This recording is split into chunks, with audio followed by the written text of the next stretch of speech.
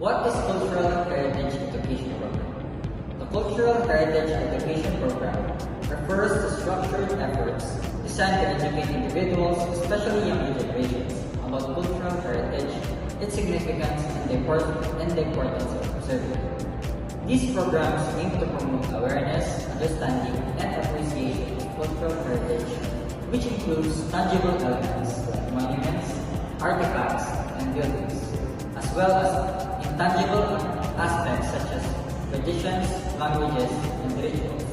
The next is public accessibility of historical landmarks. The public accessibility of historical landmarks in the Philippines is generally supported and encouraged, as these sites serve as vital cultural, educational, and tourism assets. Efforts are made by government, agencies, private organizations, and local communities to maintain and make these sites available for public appreciation. However, accessibility can vary depending on location, infrastructure, and preservation efforts. Next is provision of tourism, trade, and investment materials to the Central Rizal. The provision of tourism, trade, and investment materials to Central Rizal underscores the Philippines' commitment to leveraging its cultural heritage as a foundation for broader economic and diplomatic objectives.